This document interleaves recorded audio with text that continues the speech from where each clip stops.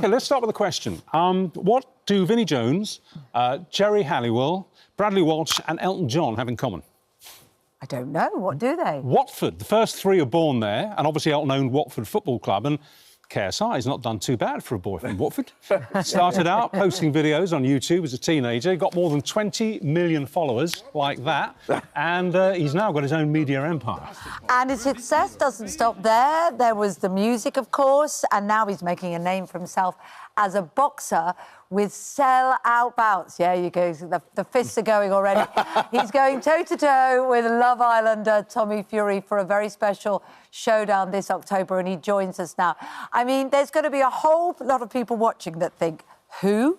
But there's going to be anybody who has got kids or grandkids or is in the 20s who just knows that you are a phenomenal success. Oh. You are. And you've made so much money and been so successful. You know, for someone as old and worn out like me, I would think, why not just relax? Why put yourself in the ring and start boxing? Where does this all come from? Well, it kind of started as a joke. Did it? Yeah, so it started with me just calling out a guy called Joe Weller. He was like one of the first guys who was doing this whole boxing thing. I called him out as a joke, being like, oh, I'll fight you after you fight this other guy. And he won his fight. He then called me out, and I was like, oh, no, wait, I don't actually want to fight. I don't know. I've never fought in my life. I was a prop in rugby, you know, when I was younger. Yeah. So I was, you know, a big guy. I didn't know how to run properly. I didn't know how to do anything properly. So to be put in the ring was just the worst thing I could ever think of. So that is the risk of banter then, isn't it? Yeah. Don't start when you can't finish. But I guess you are finished. But yeah, I kind of just went for it and just enjoyed it, kept going, you know, kept winning. And then all of a sudden, I'm now fighting Tommy Fury. Who's a pro? Who is a professional boxer, yes. And let's get this clear, this is going to be a proper fight. This isn't going to be like the wrestling on a Saturday afternoon. No, this is a proper fight. Me and him are going at it. Because I came to see you fight at Wembley Arena. Yes. And I didn't know what to expect, to be honest. I don't really know much about boxing other than I think it's very athletic and skilled and brave for people to go in the ring. And it was such an extraordinary, crazy, fan-filled event. We were still all asking ourselves, is he really taking those punches? Has anybody got an arrangement? But it's completely genuine. You were genuinely all genuine. I mean, when I knocked down Joe Fournier, you won. He fully went down and he dropped and he was How did you catch him? What did you catch him with? An uppercut? So I would have loved to catch him with a hook, but I managed to hit with my forearm. A forearm smash? Yeah, the forearm smash to knock him out. But previously, I knocked out my other opponent with my left hook. As Kate just said at the top of the interview here, this is really interesting. This is like worlds colliding here.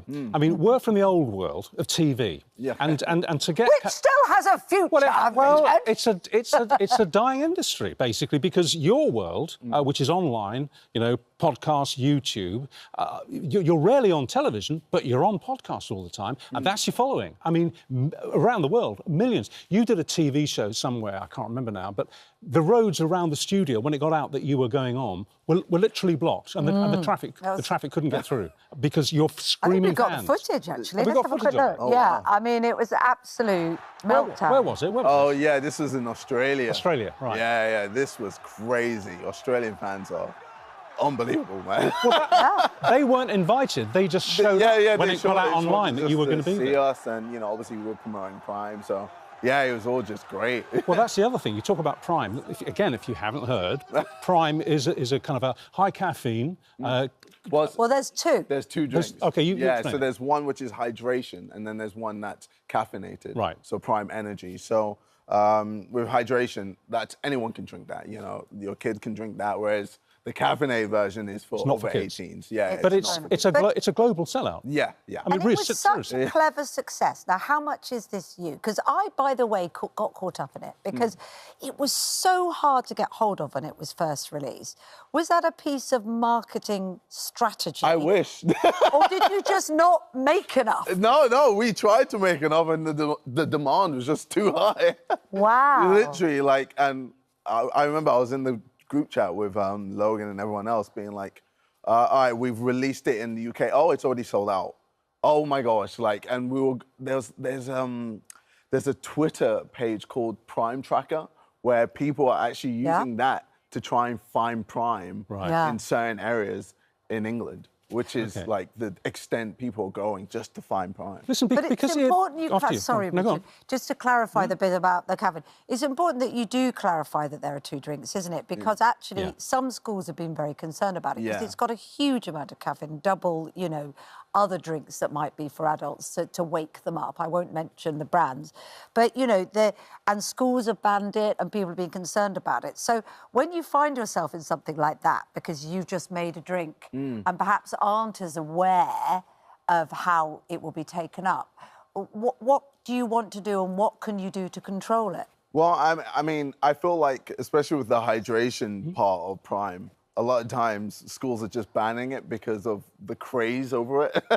Like, just people are always trying to, you know, sell it, you know, at school. At the school playground? Yeah. And I guess schools want to get rid of that. And then with Prime Energy, obviously, like, that should just not be allowed in schools. No. At all. Yeah, that's for over 18. So, yeah, I guess with Prime Energy especially, I kind of put it on the not consumers, the supermarkets. You know, they're the ones that are giving the kids drinks to the kids and all of that. So they should, that's a fair should point. be Well, look, able to just stop them. Just before you show Kate how to knock me out. Yeah. I don't know. Did you know about this? Yeah, so I'm going to be... Yes, I did. Yeah. Crikey, okay. Just before we do that, I want to talk to you briefly about fame. Because of course. Well, no, because as I said, I mean, you are instantaneously global because you're on the net, so, as we used to say. So, you know, that's why you're big in Australia, America, here, anywhere, basically. You're massive. I heard Melvin Bragg, the arts correspondent in this country, saying the other day that he thought that Paul McCartney was the best celebrity he'd ever met in dealing with fame. He said he coped with fame better than any other celeb he'd ever spoken to. How does the boy from Watford deal with... I mean, you can't go anywhere without being recognised. I think for me, I keep my private things very, very private. Right. So, you know, I have a girlfriend, but, she's very private. You know, we keep things quiet. And, you know, whenever I spend time with her, it's all about her. And I'm just... Even with my family, I like to do things privately. It's just making sure whenever I need to be out, you know, in the public eye, I do that. And then whenever I need to be private, I keep things private. And how do you avoid getting an inflated sense of yourself? You know what some celebrities Yeah. Whoa, the head expands. It's literally my friends and family. They all just ground me. They always make fun of me. They always tell me, like, yeah, you might be doing this and this. Yeah, my kids but you're do that still to me. just a normal guy, yeah. And I always see myself as a normal guy. I don't think I'm just this super over-talented, famous guy. I just think I'm a normal guy that just has been thrown into these crazy situations. But also who works very hard. But yeah. That is part of the equation. No, thanks. Yeah. All right, go on then. You better show me how to throw a punch. All right. OK, I'm right-handed. This should be very interesting. Oh, God, OK. This should be very interesting. I'm not sure for whom. It could be for Richard. What punch are you going to show us? Get the gloves so we'll start off with a jab. It's the most important. Don't even know what that is. Show me. So, OK, so depending on your stance, just boom. How's that? Boom. Don't I get the pads? Yes! What, do you want the pads? Yeah, of course. Oh, He doesn't want me to punch you. Well, yeah. I mean, I didn't know. My middle name isn't Wimp for nothing. OK, all right, come on then. So we're... No. Tell the way. Yeah, By the way, I would spar with KSI, Okay, but his insurance is so much more than yours. Okay. So I don't get to do it. Okay. I mean, that was a cross and... Was it? Oh, you're just going for it. I'm just going for it. Yeah. Is that good? Yeah, keep going. Just keep going. All your power, All right. yeah. All right. Teach us to do a hook. Teach us to do a right hook. You want to do it? Yeah, sure. Go on then. Go on. Okay, so you probably want to do that. So hook. Right, OK. One of these. Oh, it's like a round. Okay. Yeah, one of... Oh! Is that good? Jeez, keep calm down!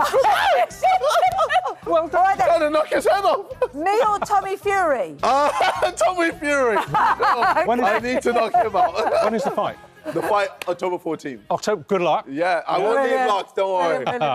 Brilliant. I'm knocking him out. We've got to go to the weather. So good to see you. I'll take the gloves off now.